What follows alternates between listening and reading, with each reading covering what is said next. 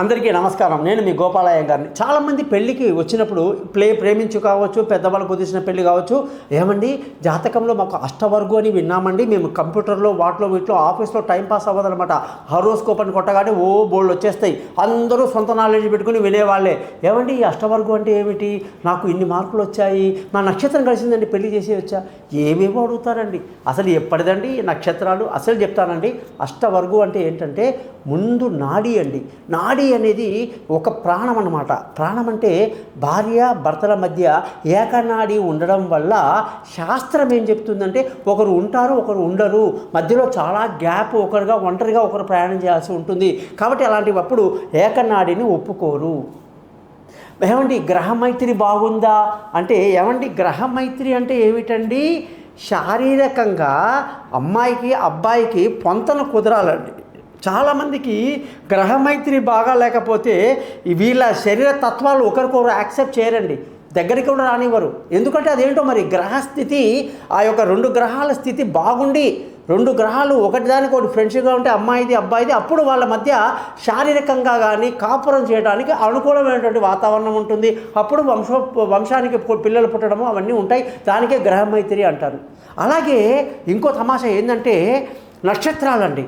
నక్షత్రాలు కలిశాయా అంటే ఇద్దరి ఆలోచనలు కలిశాయా, ఇద్దరు ఒకేలాగా ఆలోచిస్తున్నారా, ఒకరి ఆలోచనకి ఇంకొకరి ఆలోచన తోడవుతుందా, ఇలా అన్నీ కూడా చూసి మనము మనస్సుని నక్షత్రం కూడా చూస్తామన్నమాట.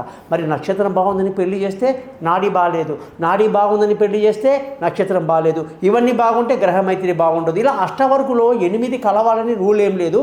ఇంపార్టెంట్వి కొన్ని కలవాలన్నమాట. నాడీ, నక్షత్రము, గ్రహమైత్రి ఇవి కలిస్తే మిగతా అవన్నీ కూడా పెద్దగా పట్టించుకోవద్దు. చాలామంది షష్టాష్టకం ఉందండి మాకు అని కొత్తగా ఏదో కనుక్కొని వస్తారనమాట. షష్టాష్టకం అంటే మీనింగ్ చెప్పడం చేసి కానీ మీనింగ్ కూడా తెలియదు. కాబట్టి కొండందవి ఎలకన పట్టడం అంటే ఇవన్నమాట. ఇవన్నీ కాదు అక్కడ. కొందరు యోని అడుగుతారు విచిత్రంగా, యోని మాది ఈ జంతువు అంటే మీ ఆ జంతువు ఏమిటి అని, ఏ జంతువుల మీద పెళ్లి చేసుకునేటట్టుగా. ఇవన్నీ నాన్ సెన్స్. నేను చెప్పేది ఒకటే, జాతక పరిశీలన చేస్తాం, ఎంతో కొంత మార్కు వస్తుంది.